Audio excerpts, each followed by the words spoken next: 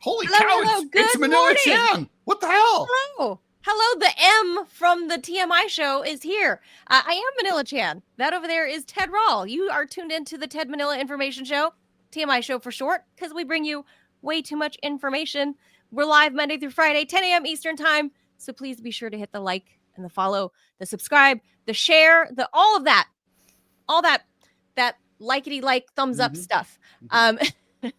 So obviously I was gone last week. I don't. What did I miss, Ted? Not much, right? Nah, nothing much happened. Same old, same old. Same old country you left. Same old dysfunctional country. Well, that part's true. That part is true. I'm gonna pop Robbie on here, producer Robbie, for just a minute before we actually head over to the news. Here comes trouble. Always. No, we're not gonna get all into it because I do want to, Robbie and I took care of that last week. We and we'll do more.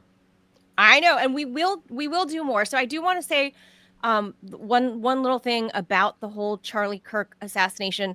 I was at the doctor's office in the waiting area when the news broke, and I went, holy shit.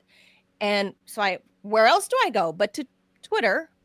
And I made that mistake, and I got an up close and personal, not knowing what I was about to see. Right. And I was oh my God, it was horrific.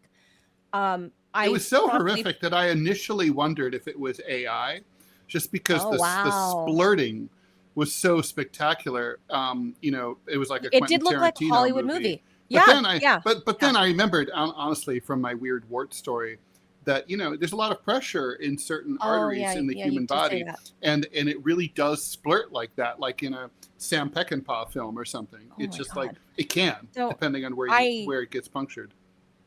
I think the reaction that the other people in the waiting room, that they saw how I reacted, and they all looked over at me because I literally just went, oh my God. And I just closed my phone, and everyone was looking at me, and I had to regain composure because I'm not going to explain to a room full of strangers. These things all happen they always happen on a beautiful sunny day.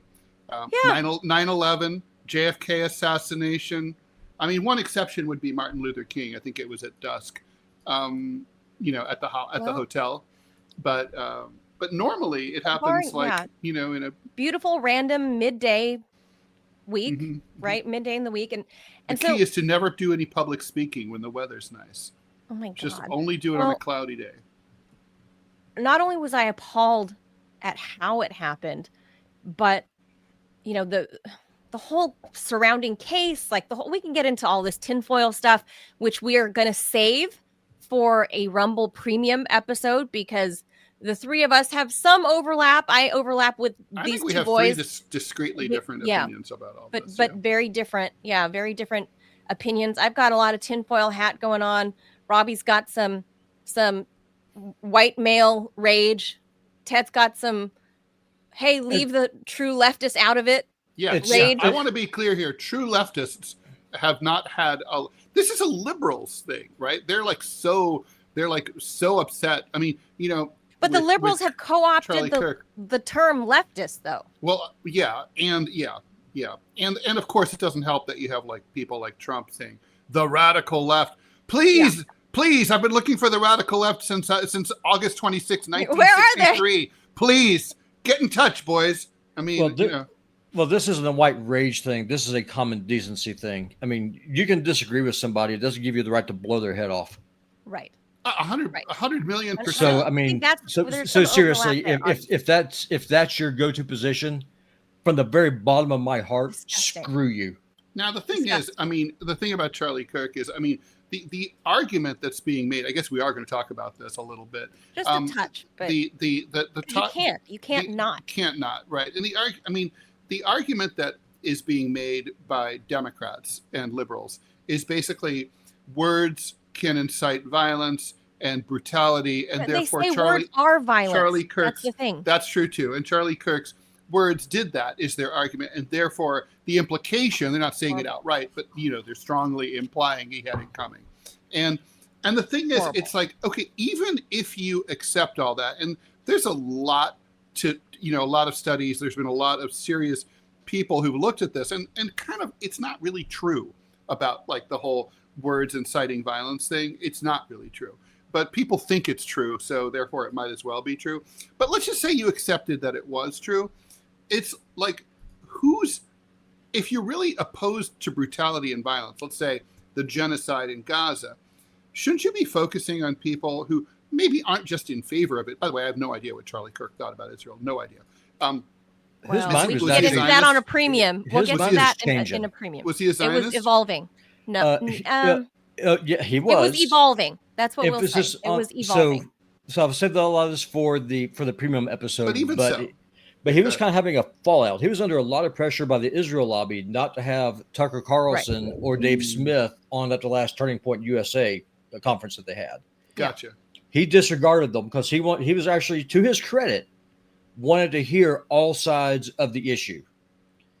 And he's besties with Candace Owens, who, although I will say he didn't really want to have all sides of the issues. He's never had a communist or a socialist to talk to. Not that issue. We're talking on about any Palestine. On any issue. Robbie's talking about Palestine and anyway, stuff. So he was starting to come around on that. We are 40% of the country. Anyway, the point is that he, but like, even if you accept that idea, I mean, that supposition, look, who is most responsible for the genocide? Well, it's the arms dealers, it's the policymakers in Israel and in the United States. It's those are the people who are responsible. And like, while we're sitting there yelling at, poor Charlie Kirk, right, who didn't have it coming, it's like, there are people who do have it coming, and they're getting away scot-free. That's all I'm going to say. Well, look, I met the guy one time many years ago at CPAC.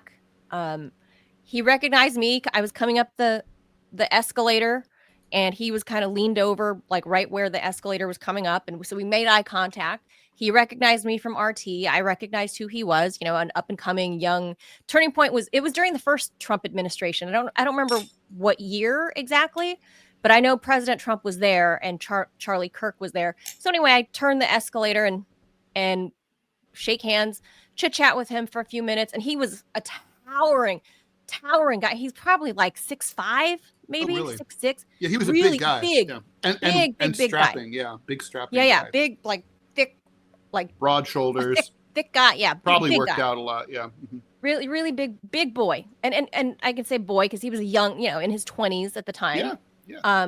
He was and very here I am young. in my 40s. And that's another thing too that I would say to really nice guy though. People who are like evaluating his legacy. He was 31 when he died, right? I mean, yeah. When I was 31, it was 1994. Let me just say, I'm a very different, far wiser, far more mature, far more experienced political pundit and prognosticator than I was when I was in 1994. And so, right. I mean, when you were 31, half a life ago. And this assassin's bullet denied him the right and the ability to possibly mature and grow and have evolve. More nuanced views. Hell, he might have become a leftist one day. I mean, you never know. So the point is, the thing. And that's really that's the crime here. I mean, we're all going to die, but truncating someone's life is the problem here. The couple of minutes that we afforded each other, because obviously I was there for a job and he was there to do his thing or whatever. So we spent a couple minutes chit-chatting. He was super cordial.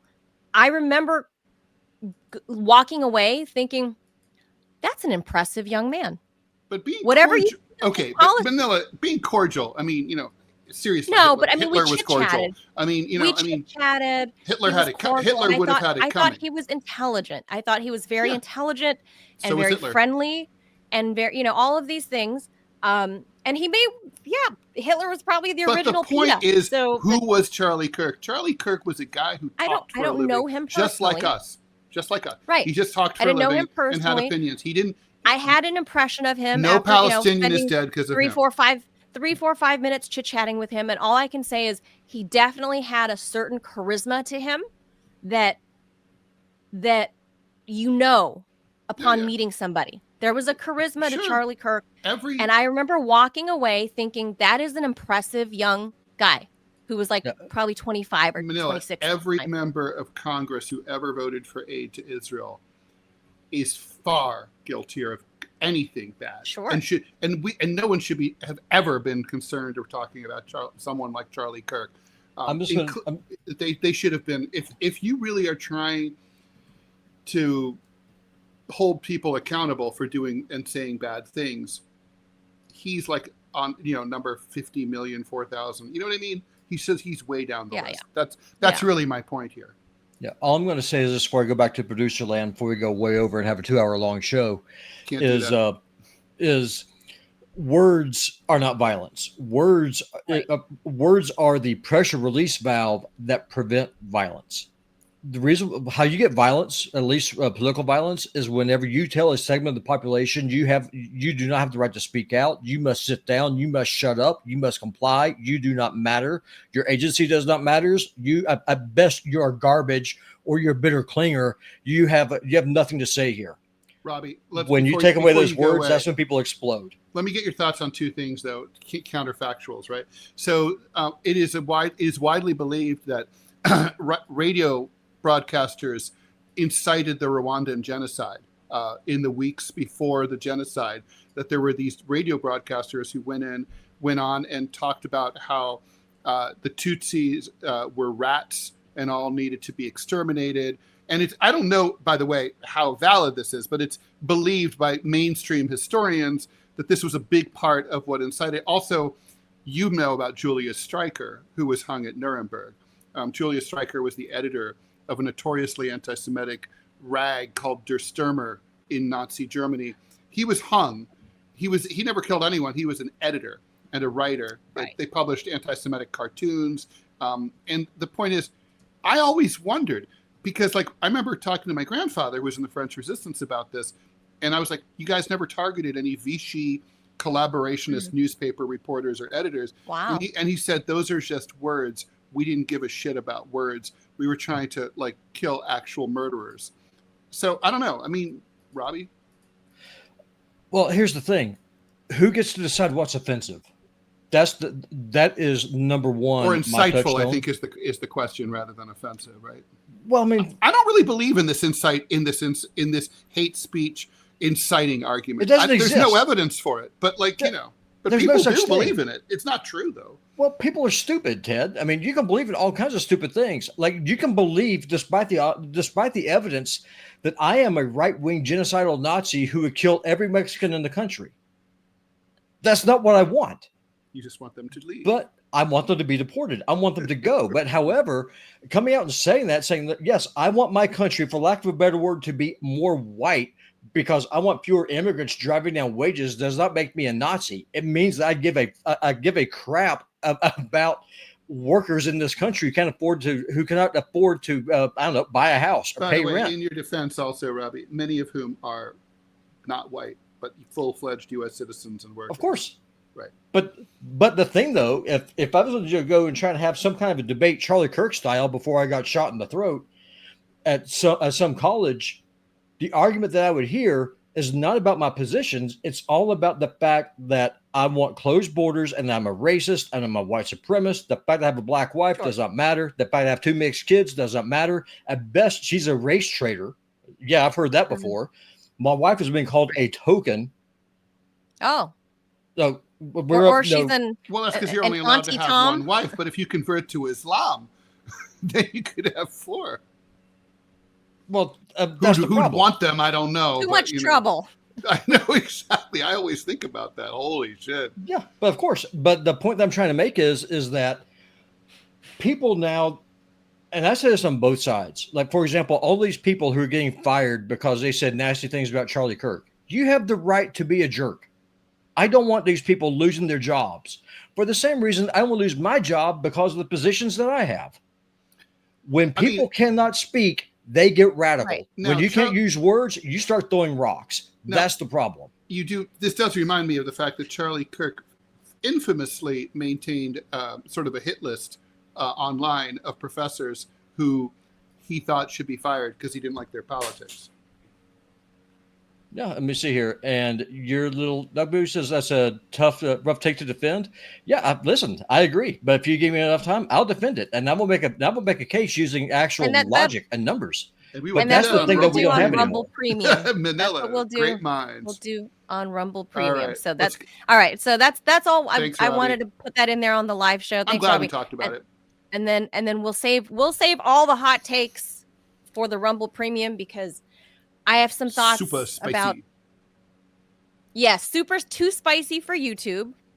And there's some Kash Patel in there, and there's a little Epstein in there. There's some Netanyahu. There's just a lot in there. A lot of what my friend Max Blumenthal has said on the Tim Dillon show. And there's just lots to say about how we got here, Ted, and how I had a whole room at the doctor's office of people turning around to look at me over this. Little did they know, Ted. Already 10:22. All right, let's go. Jaws. All right.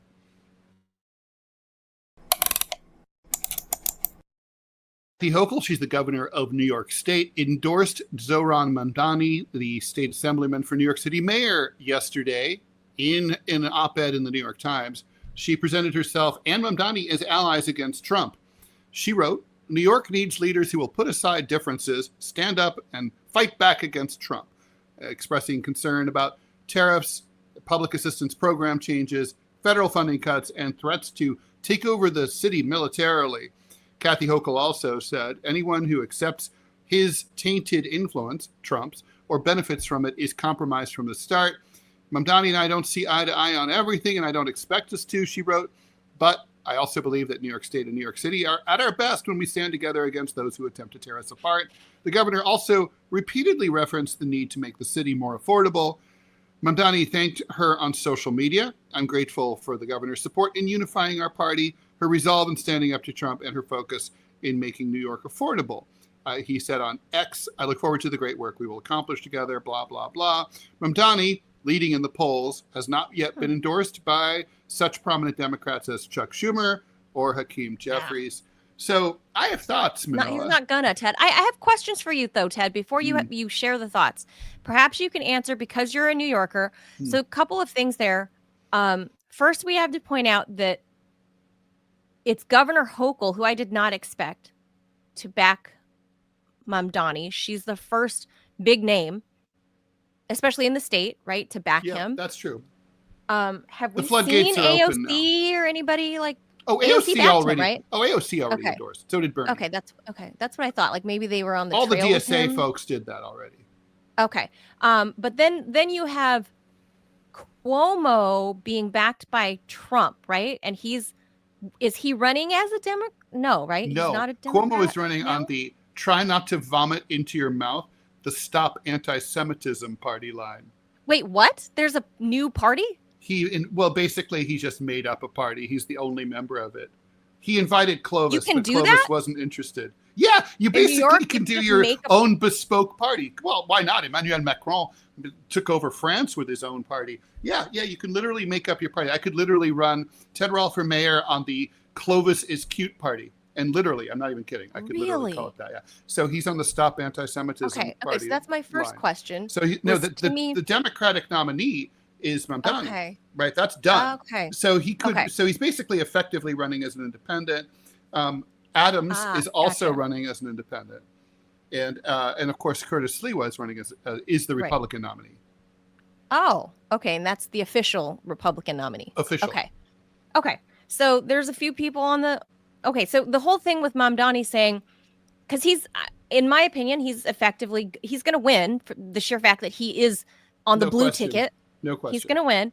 So what is happening? Not to mention his poll numbers keep going up. Oh, what is happening with that? I forget where. I think it's in Midtown, the building that's having the land lease go up. It's a co-op. The land lease is going up. I'm sure you've read about it. I'm sure you know more about it than I do. There's only small bits and pieces of writings about it, but there's a whole co-op building that people own, right? People own their unit in this whole building that's been there forever.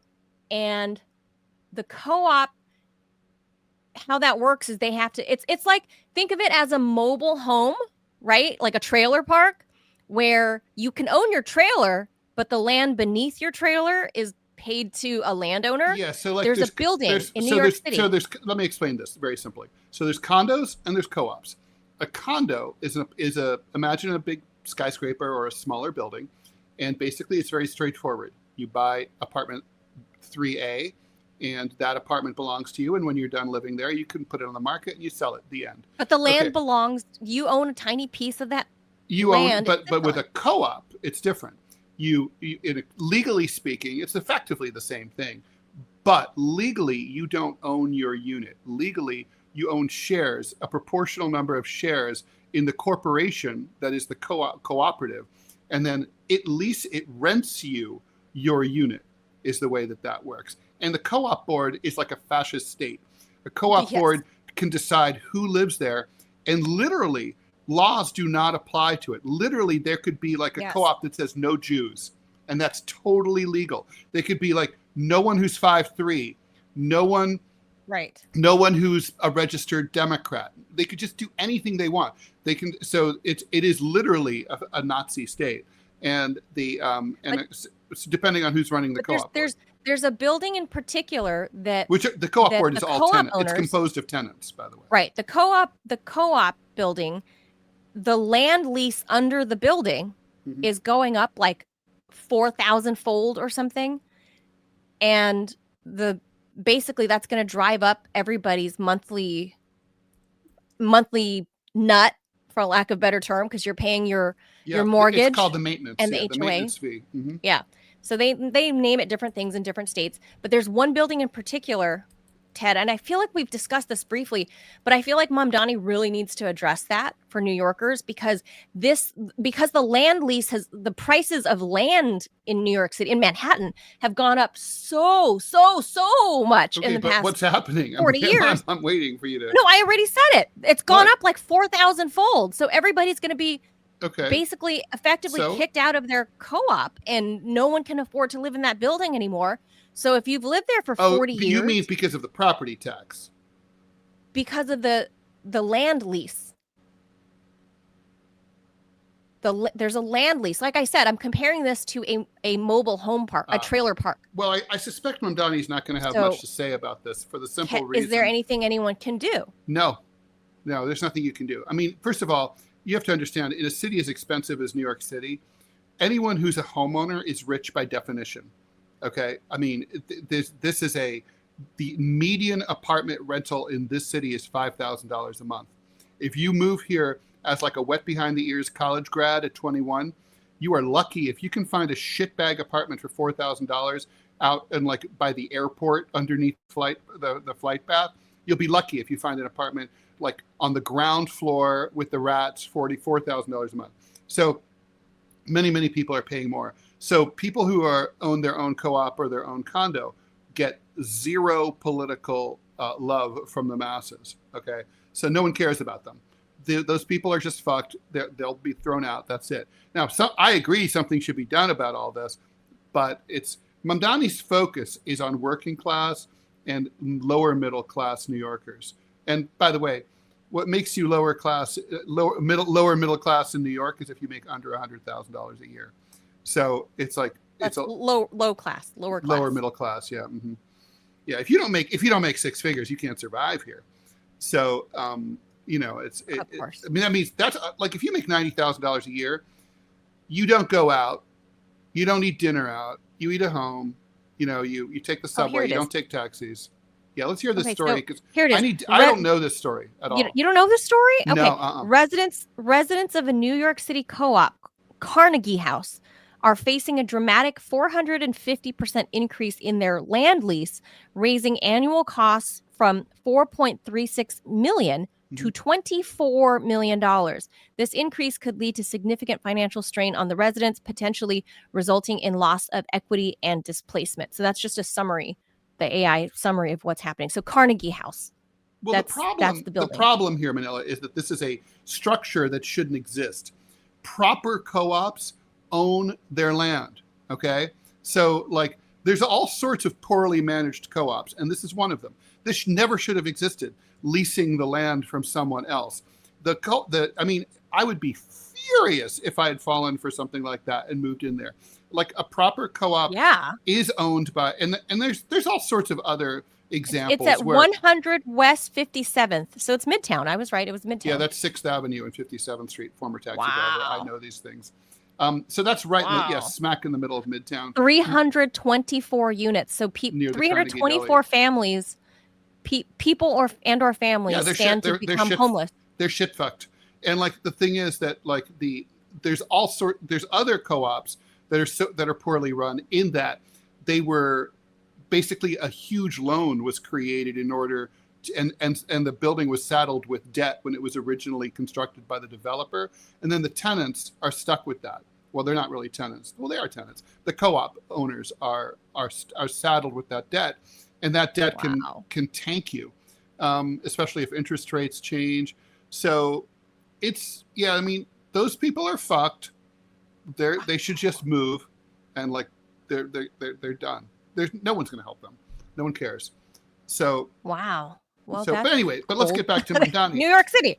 So Kathy Hochul. So here's the thing: we have a massive split in the Democratic Party between progressive Democrats, left-leaning progressives, and corporate liberals. And the corporate liberal Democrats, the DNC people, the MSNBC, New York Times, the Nation people, as opposed to actual progressives, the Bernie bros and those people. Mamdani is obviously a DSA guy. He belongs to the AOC Bernie crew. And those people are, so basically Mamdani is the triumph of the left within the New York City Democratic Party. So let me just say this. Like, I know what happened here, and Robbie and I talked a little bit about this last week, and we talked about it off air, and he's right. He and I are in agreement about what happened here. Basically Hochul gave him the talk. New York, like, basically, if you want to be mayor of New York and be effective, you can't do it without the support of the governor. The governor controls the purse strings to the MTA, among the subway system, among a bunch of other stuff. So the money's coming from Albany, a lot of it. Now, there's workarounds. If Mamdani followed my suggestion of taxing the Wall Street transactions, he could do without Albany and say, we're on our own. We have tons of money here. We're good. Bye. Don't worry. We'll do whatever the fuck we want. He has city council completely in his pocket, so he can get anything he wants through city council. He could just do that without the governor. But he's decided to play things mainstream style so as not to blow up his chances of election. Probably Hochul said, okay, play ball with me, otherwise you're fucked. Well, that's exactly what happened with AOC and Mama Bear Nancy Pelosi. Correct. Now, the problem is that, of course, he risks losing the people who brought him there. AOC. And also, from Hochul's point of view, I don't know why he cares. At this point, no one cares about Hochul's endorsement. He needed it a month and a half ago. He doesn't need it now. He's going up in the polls. I'd be like, you're selling me shoes with no soles, bitch. I don't need them. Fuck off. I mean, really.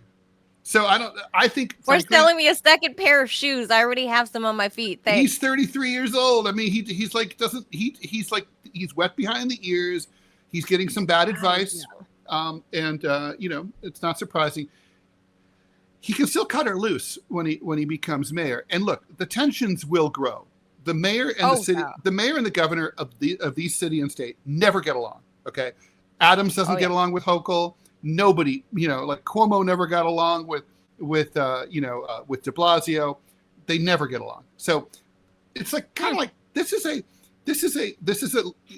that episode of Black Mirror where they all wear watches that say how long their romantic relationship is going to continue. It's like, you have 5 years to go, or this will be 20 minutes or whatever. This is a 20-minute one. This one's like a fucking mayfly. This relationship has no future. Doomed. Manila, you ever been to a wedding where everybody's talking, like placing bets about like how long it's going to take before the divorce? It's like, I don't know. I have many times. Maybe I don't know if I've been invited to those weddings. I have meaner friends than you, maybe. But like, we're all sort of like, yeah, it'll be a year, maybe 2. So that's what this is like. This marriage is like. Oh, we have an ad, by the way. Let's do that, Leah. Go ahead, Robbie, and put it up when you're ready. Wait, Robbie, wait. No, Robbie's what? No, Robbie's what? Oh, boy. He said we have an ad. Good thing you didn't catch it without pants. That was hilarious. All right, anyway. Come on. Okay. I told him to put it up in 5 minutes. Yeah, so that was it. Okay, I guess the next story we'll do real fast. Yeah, that's me too, right? Okay. Because it's It's important hot. for you to know about, but it's not that. Right. There's not a lot to talk about. All right. The Trump administration is holding firm on its threat to ban TikTok here in the U.S. if the Chinese refuse to loosen their demands about tariffs. Wait, but pause, Ted. Pause. You didn't read the breaking part. Oh. You skipped right over that. Breaking. Wait, well, I'm not really supposed to read that, but okay. Trump announced. It reads like a headline. Trump announced on Truth Social that a trade deal with China has been reached. That's true. That the framework. Broke just before we got on air. So we'll give you the background on it. So but Trump says now, Trump after this had weekend been of holding firm. Been holding firm on his threat to ban TikTok. Here's the background. All right, so a senior U.S. official said that China entered the latest negotiations in Madrid with a fundamental misunderstanding of D.C.'s position. TikTok is currently scheduled, as the Brits say, to be shut down September 17th. That's just in a couple of days, and has to be shifted to U.S. ownership from ByteDance, which is owned by the Chinese, or get shut down. Obviously, that's only in 48 hours. The Madrid talks. Wow. The fourth time in as many months, brought together Treasury Secretary Scott Bessent, Trade Rep Jameson Greer, Chinese Vice Premier He Lifeng in a broader effort to ease tensions over tariffs and trade. Bessent and Greer told reporters that China wants sweeping concessions on tariffs and technology as part of the TikTok deal, but Bessent said they want to talk about TikTok discreetly by itself. Beijing bristled at the U.S. pressure, accusing D.C. of unilateral bullying and economic coercion after the U.S. urged its allies to impose tariffs on Chinese goods due to the fact that China still buys Russian oil. At the same time, China's market regulator announced an antitrust probe into the American chipmaker NVIDIA, seen as retaliation for American regulations against China's semiconductor business. The negotiations unfold against a backdrop of escalating trade friction. Trump's recent tariffs on Chinese imports triggered tit-for-tat duties and a temporary halt on rare earth exports. A 90-day trade truce reached in July cooled things off, but experts were skeptical that anything major would get accomplished in Madrid. It looks like that trade analyst William Reinsch might have been mistaken. I'm not expecting anything substantive, he said, unless and until there is a one-on-one meeting between Trump and President Xi of China. I don't know. Something happened, Ted, literally from this morning at 7 a.m. when I put that story in there to moments ago before we jumped on air, that Trump is truthing about a framework being reached. Mm-hmm. And I find it kind of ironic because, remember, Trump was the first one to float the idea about the TikTok ban, right? And then Biden comes into office, and then he moves forward with making that a law, right? He signs it and says, this is going to happen. We're going to ban TikTok. You're going to either sell to an American here's the framework. Or it gets sold. So it looks like ByteDance is going to sell, according to the New York Times, breaking 3 minutes ago. We don't know, but they're going to sell. This is going to be announced on Friday. It's an agreement between what they described as two private parties, and would then shift TikTok into a U.S.-controlled ownership. So some kind of American company is buying it. You want to? Who do you think it's going to be? Alphabet or someone like that? I don't know. Last I heard was what's the show you had me watch? Shark Tank, Mr. Wonderful. What's his? Kevin O'Leary. He made an offer. Yeah. He's apparently really, really hot to trot on it. So I don't know if it's him and his people. That could well be. That was the last I heard about He's got connections within the administration. Yeah. So that looks like that's what's going to happen here. They apparently... Do you think the Chinese caved, Ted? I mean, because of TikTok? Really, did TikTok... Doesn't that then speak to the whole idea that TikTok is under the control of China? If this whole time they've been saying it's not, but now that the idea of TikTok coming into play in 48 hours, they suddenly cave. It does imply that. So, right? Manila, this is pure speculation at this point, but that's what we do.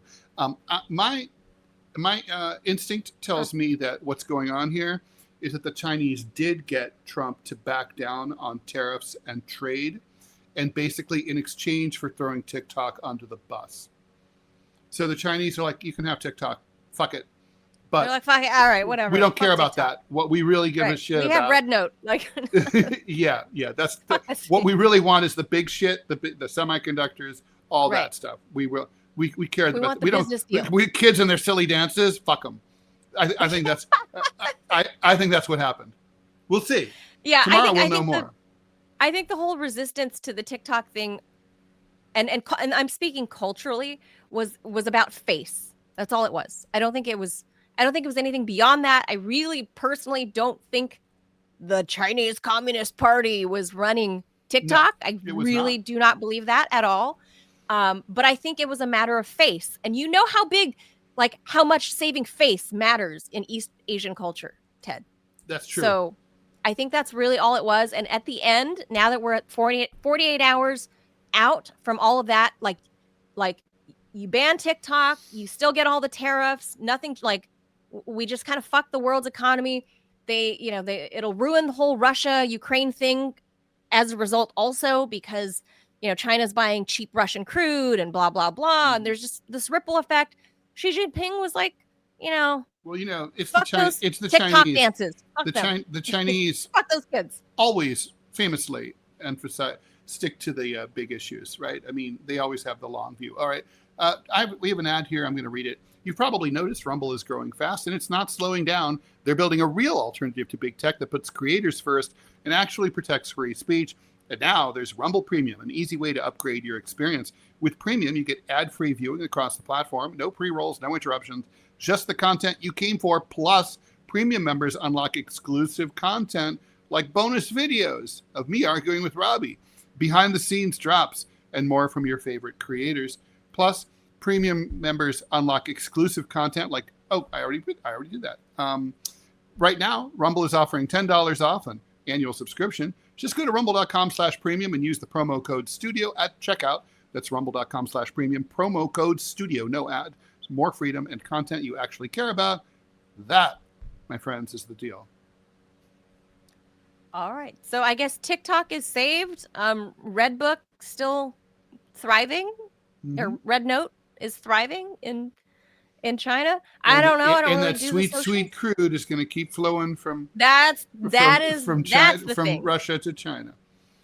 That is the thing, Ted. Mm-hmm. The sweet crude. Mm-hmm. All right.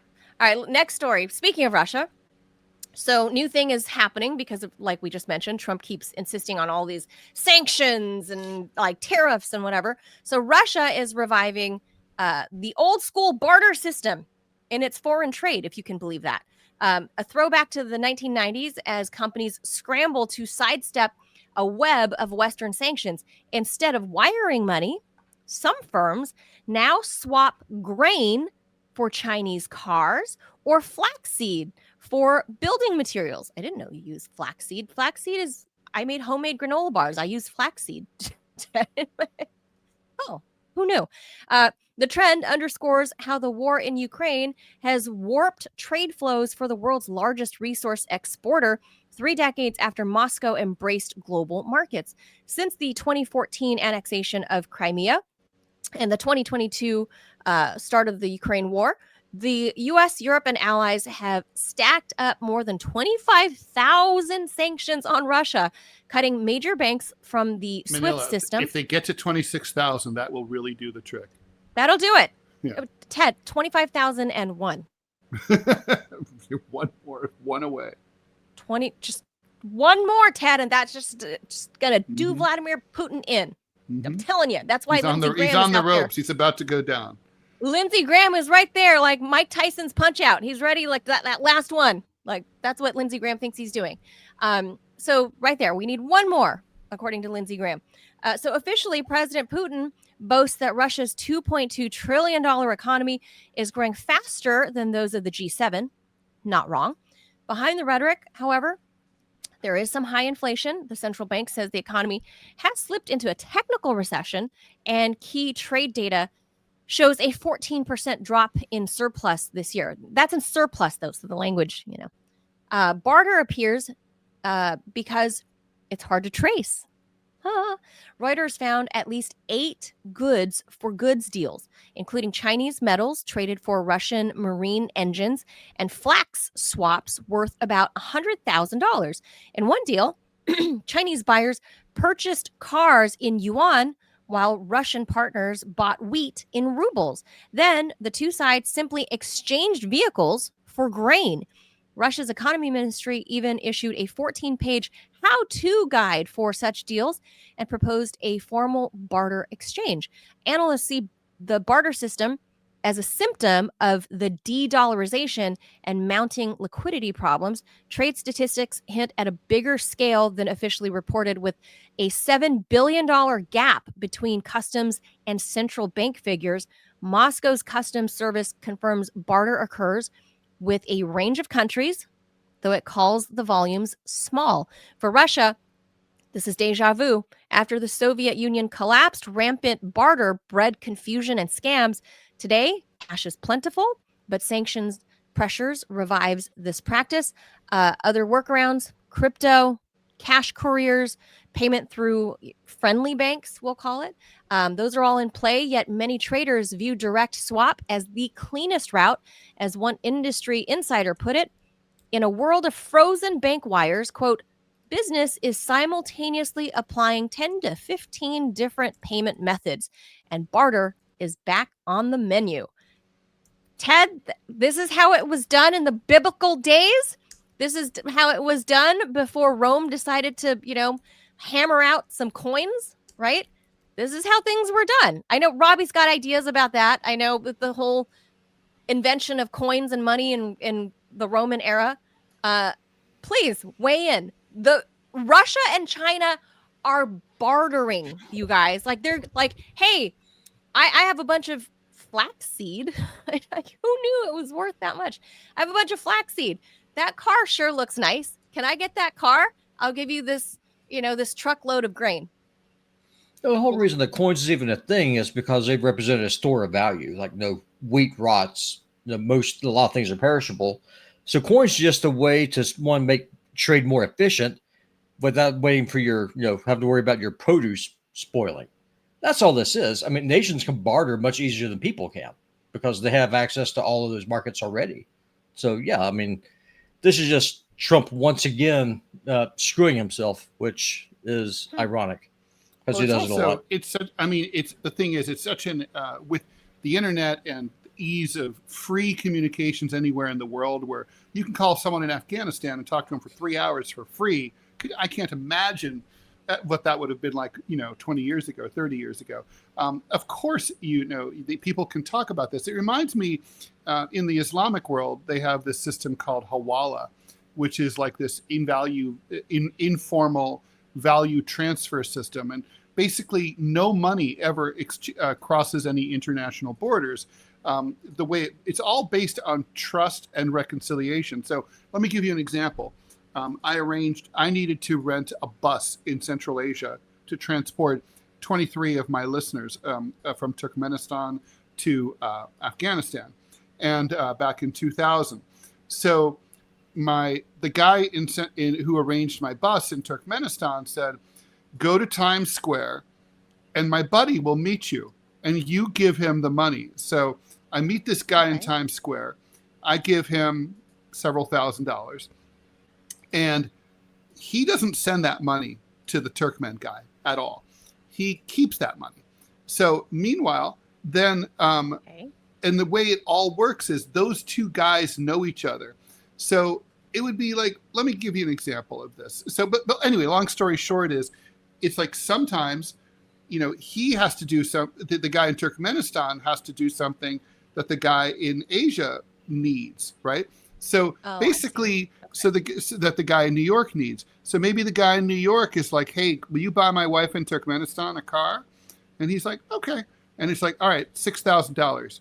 And he pays $6,000. And so say the guy in New York is like, net, you owe me $3,500. And that's sort of like they keep tabs that way.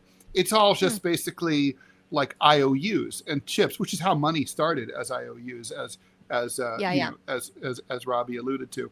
So it's kind of fascinating, and countries can easily do it. It's certainly not new. Well, I love that we're going back to that, Ted, is because like I know crypto is supposed to be on this blockchain and supposedly untraceable and whatever. Anymore. It's not. That's the thing. Like, well, it's the contrary. I love the cash. blockchain is what makes it fucking traceable. Right. I love cash. I'm Asian. We love cash. Cash is king. I love cash. Cash is king. Can't go wrong with cash. And when you have a brick of money in front of you and you're negotiating for something, people are way more likely to negotiate when I'm highly attentive to cash. Yeah. So that's right. So true story. So, like for example, whenever Ted was here visiting me in Montana, when we took him to Glacier Park, we passed this little place called Martin City. And what Martin City is this big, but just a valley canyon, whatever you want to call it. It is a law unto itself. If you go there, if you want to do business with the Hutterites or the people who live there, you cannot take dollars. They do not take dollars. It's all on barter. So if you want something, the best way to get something is go and you trade a commodity. Bullets, something that they want. Bullets, toilet paper, toothpaste, guns, and that is how commerce is done there. It's like prison. But because it is militia country. Like if you call 911, the Flayette County Sheriff's Department will not go there. They have a standing agreement with the people who live there. If there's a problem, they take care of it. The police are not welcome there. But this is purely ideological. I mean, obviously they still live in Montana. Of course. But the cash would work. They could use it. They could, but they choose not to because, I mean, they are sovereign citizens. And so the way their economy works is off of the barter system. Wild. That's so cool. Theoretically, I could go there with lots of toilet paper and canned goods and say, hey, I really like that woodwork that you made. I want that. Assuming that they wanted toilet paper and canned goods. I saw something similar in Afghanistan between, basically money stopped circulating in Afghanistan in the 90s because the country collapsed. It became a failed state. Okay. It was so crazy that there was cash. They were 10,000 Afghani notes. Afghanis, by the way, are not the people. People are called Afghans, right? The Afghani is the currency. So anyway, the only money in circulation were two types of 10,000 Afghani notes. Each one went for a couple US cents.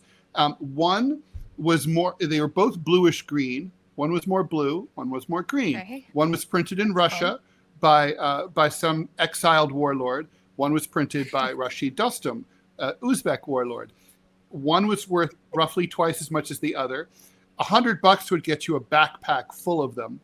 But they were kind of useless because most people didn't really want them. People really wanted commodities.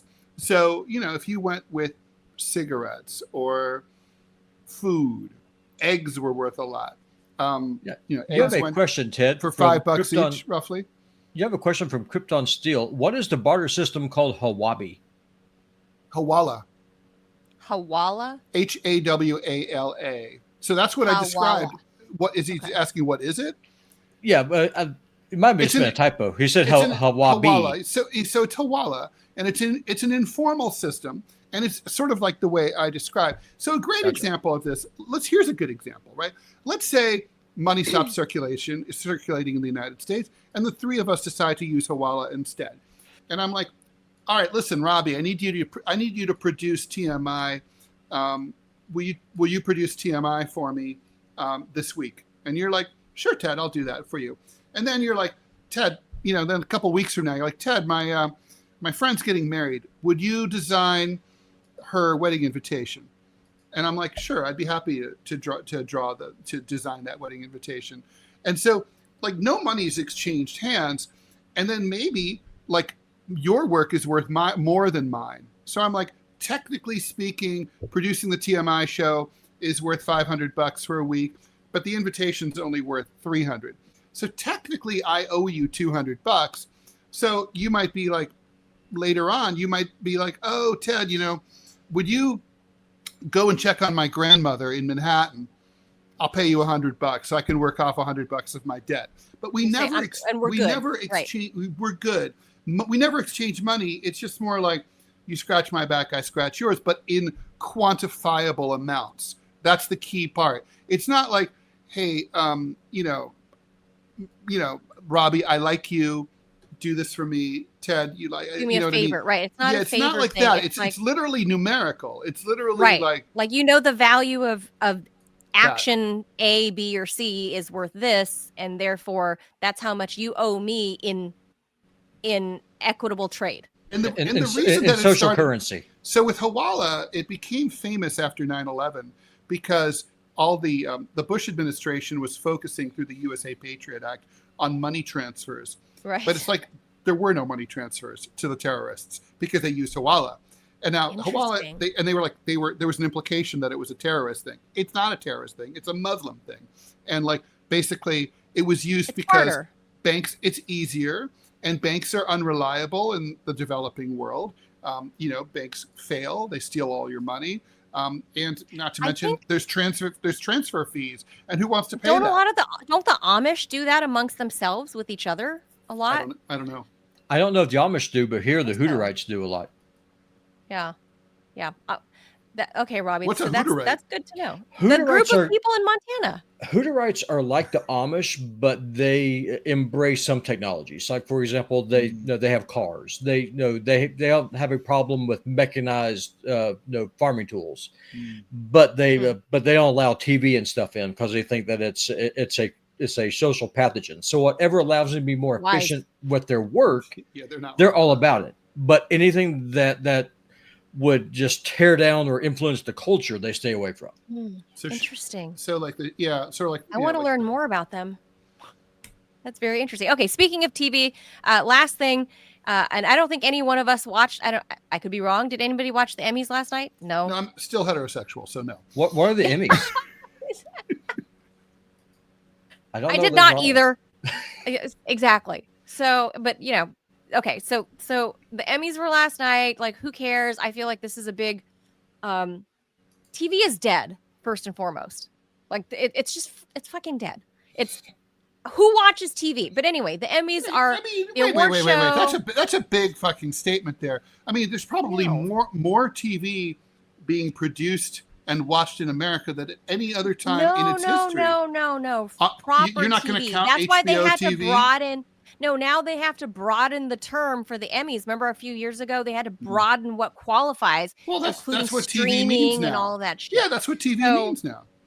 So that's now the Emmys as I don't know. Like so that's not 3 or 4 relevant. years We're talking about what TV means now. So I have to accept, even though it hurts my brain, that kids call records vinyls. No, the reason why nobody watched the Emmys last night was because they were watching me stream Mortal Kombat 1. So let's just be honest. I had higher viewers than they had. So. But what the Emmys are obviously an award show to self-congratulate, all these rich, shiny, pretty people. Who's reading this? You or me? Oh, I am. I'll get to the formal reading. But I'm going to read all of them. We're already at 11 o'clock. Let's read.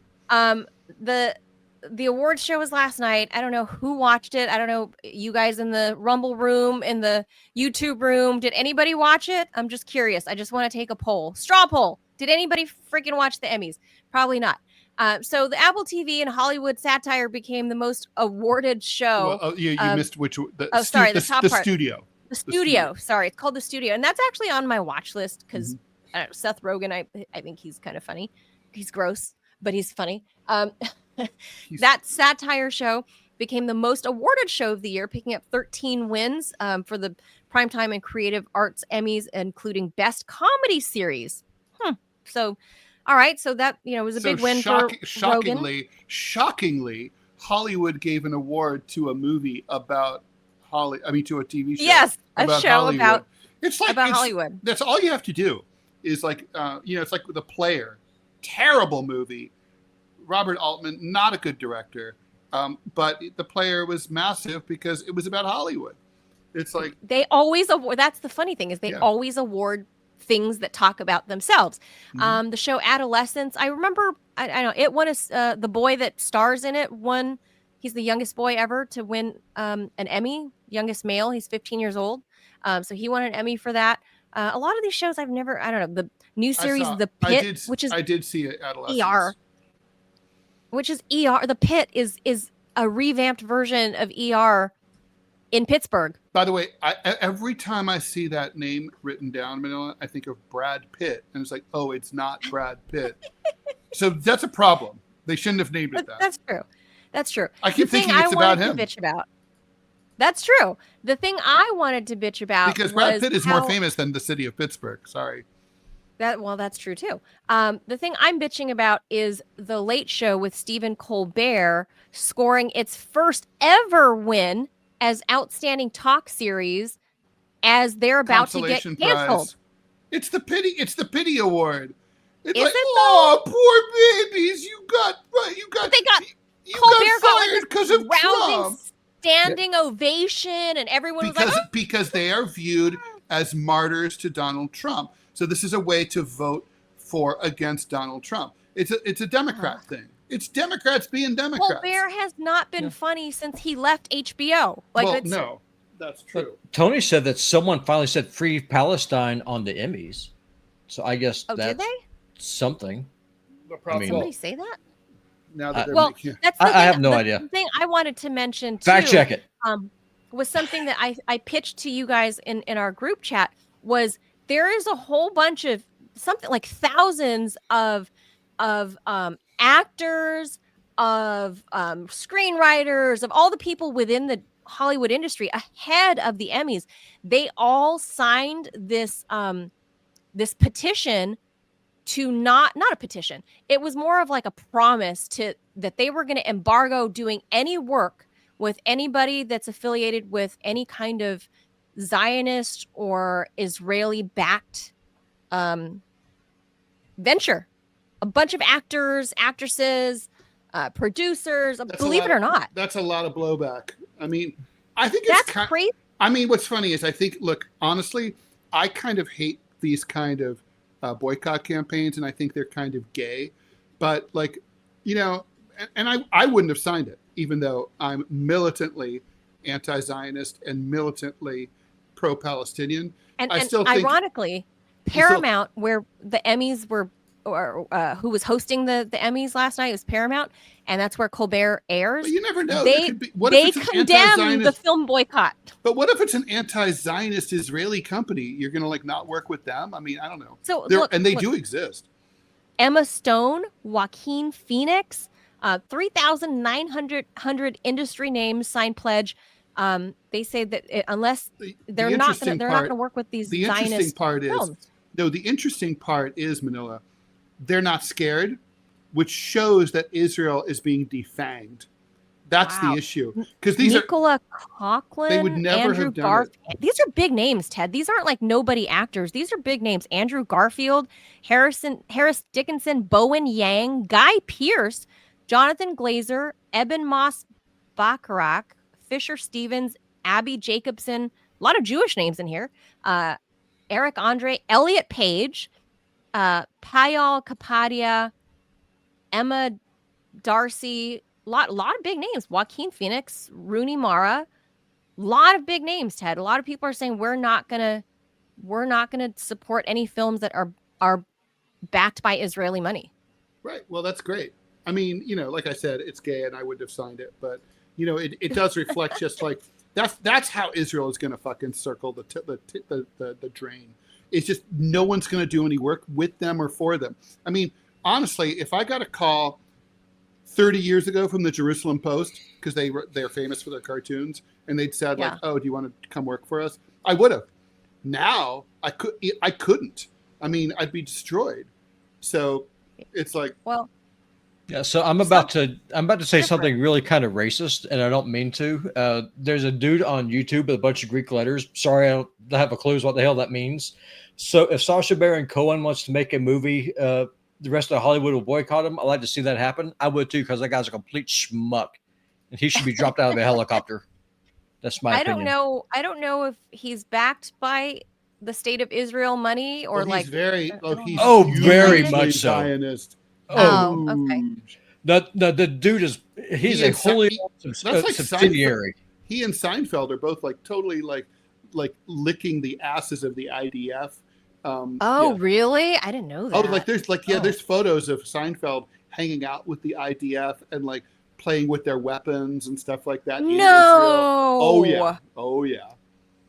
I mean, he's good at keeping it on the down low, but I don't like that, but I'm very capable of separating the person from me too. What they produce. I like I'll watch Borat anytime. He's funny as shit. Right. I still watch reruns of Seinfeld like several times a week. Like I'll watch Seinfeld anytime. Yeah. But I don't care. I did not know that. I don't like Sasha because what he would do is he would go to these places, just working class people, and it's kind of like how the police will entrap people. That's what this cocksucker would do. He would go in, and he would just start in a really funny his funny kind of way, try and bait them into singing songs that he considers being anti-Semitic, and they would not have done this if he hadn't been baiting them in the first place. And so then he goes and says, "Look, these Americans are racist. They need more diversity. Look how racist these uneducated, uncouth white people are." Like his song, "Drop the Jew Down the Well." Cam.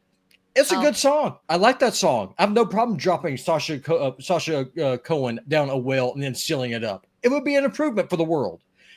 That said, that's what he would do is he would go in and he would just try and catch people who don't do this kind of stuff as a living and just do this crap. The guy's a complete parasite. Like punk, but that's like kind of like punked and stuff. So I don't. Of course, but then he goes and then he testifies before Congress saying about how racist that Middle America and Trump supporters are. So he would go in, then use this manufactured crap. It's like honeypotting. He's honeypotting. 100%. The only thing he was doing is that he was using funny songs instead of Jeffrey Epstein's little girls that he was whoring out to people who he pays tax dollars to. Fuck them all. Oh, I didn't know. I don't know I don't know these things that they do. I just every now and again, I try to watch new things like Shark Tank. I know they're not new, everybody. I know these things are not new. I get it. That's the joke. Is that I'm so far out of pop culture that I'm just now discovering Shark Tank. If you want to have good quality entertainment, follow me on Putin Bot Gaming here on Rumble, and come watch some entertaining, some fun pixelated pixels. By the way, guys, I should say that what Colbert's award, man, you could see that one coming 5 million miles away. Really, you knew that was coming? Oh, it's like when my colleague Ann Telnis, editorial cartoonist of the Washington Post, she got fired ostensibly for. She didn't even get fired. Actually, she quit. And then she spun it as basically like she was victimized because her editor, Jeff Bezos' editor, didn't want to publish her anti-Trump cartoon, right? So she submits a rough sketch. It's shot down, which is, by the way, a typical thing for cartoonists. That's why you submit a rough sketch, is that it might get shot down. She submitted the rough sketch. They said no. She said, "I quit." And they were like, "Please don't quit." She's like, "No, I quit." And then she turned herself into a martyr for Trump. Pulitzer Prize the same year. Really? She got a Pulitzer? She got the Democrat. Yeah, the Democratic Pulitzer board gave it to her. And you see this across professions. You definitely, like Scott and I, we saw that coming a million miles away. We're like, this Pulitzer is like, she's a shoo-in. Because she characterized herself as a martyr to the evil Donald Trump, and so it's like if you vote for her, you're voting against Trump.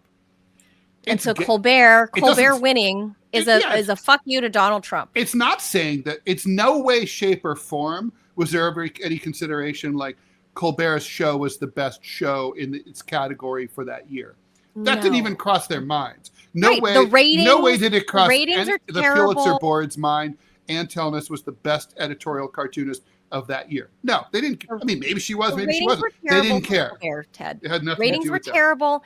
Advertisers were dropping. Obama's Nobel, same shit. It's like, oh, look, he's black. Yay, America, for voting for a black president. That's it. Right. That's the only reason. So, Manila, you have a question from Fraz Mataz on Rumble. Do you remember hearing about how Sasha was filming a movie in Vegas and stumbled upon some kind of a weird Jewish child trafficking plot by accident / chance? I don't recall hearing about that. I don't think. I'm trying to dig in my reporter memory. I don't in Las Vegas. Oh, was it the one that recently happened? Is that I don't know. I don't know if I don't remember Sacha Baron Cohen being a party to that story recently. Where the guy that worked for social media or something somehow flitted off back to Israel. He's like a dual citizen or something. I don't know if Sacha Baron Cohen was involved in that. All right, so here's the answer. Here's the answer. Okay, so remember he had that Showtime series, Who is America, back in 2018. It was kind of like blink and you miss it. Anyway, Sacha Baron Cohen did? Yeah. Mm-hmm. So it was kind of like it kind of like when he was doing the Ali G shit. I liked Ali G. That was good. By the way, the Trump interview with Ali G is really worth seeing because Trump is one of the few people who catches on like right away and just like bails, right? But anyway, so according to Grok, he and his production team encountered what they thought was evidence suggesting the existence of a pedophile ring in Vegas, targeting wealthy clients like politicians and billionaires. They turned the footage over to the FBI. So basically, it was a segment exploring how figures like Harvey Weinstein got away with what they did. The conversation escalated when the character confessed to molesting a young boy. This is a fake thing, didn't actually happen. Rather than being shocked, the concierge offered advice on how to silence the victim. Sacha Baron Cohen didn't air it. He said that the segment was too dark and wrong and unsettling, so he turned it over. The FBI chose not to investigate. We thought maybe there was a possible ring in Vegas, but in the end, the FBI didn't agree. So this broke in Newsweek and in Deadline. So basically, weird. I did not know that. We don't really know. I mean, the FBI not pursuing it doesn't mean that it wasn't worthy of being pursued. Right. I mean, who knows, right? So basically, that's interesting. This is very shadowy. And Fraz, thank you for bringing that to our attention because I had not heard of that story. I usually don't keep up with weird. Who is America stories. Had a few. I saw a couple of episodes. It had its moments. Huh. I don't even know what shows. I didn't know he had a show beyond Ali G, and I only saw a few episodes of that, and I liked it. But I didn't know all these things about the private lives. Like I don't know. It's just that's not what I'm interested in. So when I see these awards shows, and mind you, I grew up in LA, and I grew up going to these, like the Paramount lot, the Sony lot, and all that stuff. And I just thought it's just not for me. That life, these people, the parties, it was a lot of what Robbie would say degeneracy. I would say debauchery. Well, one thing that tells it all is if you go to a high-end party in New York City, the odds are the bookshelves will be groaning with big, heavy, important books that have been read. If you go to such a same party in LA, there will be zero books, and there will be maybe a collection of DVDs on the or more likely framed pictures of themselves. That's it. Back then, that's it. Why is that? Can because you it's a narcissistic town. Like they don't read. Their houses have like people's. If you do a book signing in LA, have mirrors everywhere. There's people. LA don't read, man. In LA, in New York, people will be like, "Oh, what are you reading? Like maybe what Broadway show did you see?" It's LA is. Have you been to the opera? In LA, it's always like, yeah. Oh, did you see this new show? Blah blah blah. Did you see the new show? And now there's a zillion things to watch. Did you hear the new whatever drop? Like that's. Is it because Hollywood is there, or is it just because they're dumb? Yeah. Both. Well, both. It's why Hollywood is brain rot, and that's basically it. It's there for social status. So I grew up kind of loathing these like red carpets, and because I lived and worked in that area, I really have a disdain for it because they shut down all the major thoroughfares, like the Man's Chinese Theater, and I'd have to go that route to get to work. Oh God, did I hate that every year? They like hated it. I have disdain in New York awards. when they're filming on a side street, and then there will be like some like goon like ordering you to stop, and I'm like, "We're filming." They'll be, "We're filming." I'm like, fuck you. Ask me if I give a shit. I'm trying to get to my job. Yeah. Like, Also, like if you really if you really want people to be, if you want, then give me $20 to go around the block, bitch. One thing I will say, I hate all of that stuff. I love it. Like if they film in the hood, like people will deliberately like hold the set hostage by blasting loud music until they're paid off. Here in Montana, like, when they were filming Yellowstone, the people working on the sets and stuff, they were actually very polite. I don't know if it's because people here, they were afraid of getting shot by the rednecks here, or that's it. But they were very polite. That one. They should be more scared now that we can legally own guns in New York City. That one. That's what it is. I forgot Yellowstone really was. An armed society is a polite society. I learned that in Afghanistan. Ain't that the truth? I lived in Arizona. That is the truth. Anyway, we'll leave that there. Nobody really watched the Emmys, but I think people do watch some of the shows, and I thought it was a complete farce to give outgoing Stephen Colbert. I mean, look, the old Stephen Colbert report was okay. That was funny. It was okay, but no, he's never been good. This show, the late night show, has always sucked ass, and I don't know if it's his fault or the network is leaning on him. I don't care. All that matters is what shows up on the air, and it's boring as shit. Before we go, we have another ad. Since I'm here, I'm going to pop up and read it. Excellent. Ted, all right. You just have to deal with the Southern drawl. I love it. If you haven't already, make sure you download the Rumble app. It's free, simple to use, and the best way to stay connected to the content you want. Once you've got it, search for any channel and hit follow. So you can search for Putinbot Gaming or TMI or Deprogrammed, and you can follow. That way, you'll get a notification every time we go live. No missed shows, no extra steps.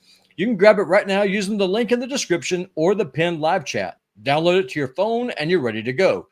If you prefer watching on the big screen, Rumble is available on all major streaming devices and smart TVs. Just search for Rumble, follow the channel, and be part of the action. All right. So that does it for this Monday. So this week, we will be taping, the three of us, a Rumble Premium, and we will talk more about a different angle of the whole Charlie Kirk thing. Because I've got my tinfoil hat, and these two have their own different angle. Culture. What do you mean a different angle? Well, rather than just like this is horrible and whatever. Well, we're not going to say it's okay because none of us. No.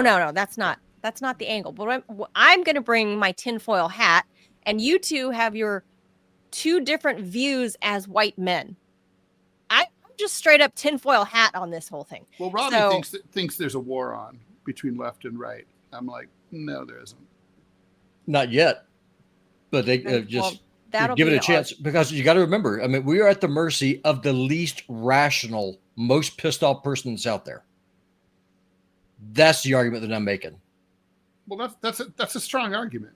It's a very strong argument. I'm listening. And that's why, yeah. But it's not. But it's like it is not suitable. I guess the question is. I guess I'm more willing to go along with the line that there is a war about to happen as opposed to there ought to be a war. Because I don't think there ought to be a war because this war will be fought against the wrong people. But you want a revolution. By definition, you got to have a war. Well, save that for the premium. I don't know about that. We'll hash that Governments out. Don't lay down. Governments don't surrender their power just because, no, you're right. You made the better argument. So I will sit down, shut up, and cede all control over to you. That never happens. No, that never happens. No, I'm not saying that. The question is whether you can have a violent revolution, which is redundant. All revolutions are violent. Save that for the Rumble Premium. It's going to get too spicy this is the teaser. for YouTube, and then we'll get banned. We don't want that. Well, that's why we're going to do that. But no, y'all need to follow us here on Rumble. Become a channel subscriber here on the TMI show, $5 a month. That way you can see all the premium content. Or if you want to see all premium content across all of Rumble, become a Rumble premium subscriber for $10 a month instead. Depends on what it is that you want to do. But I'll be off the chain. If you want to see why people think I'm a white supremacist Nazi, I'm about to show you why on tomorrow's episode. And even more cursing than usual. I'll be back at 5 p.m. Eastern time with John Kiriakou for Deprogram on Rumble and YouTube this afternoon. See you then. Thanks, guys. Adios. See you tomorrow at 10 a.m. Eastern. Thanks for being here. Bye. See you tomorrow. Bye.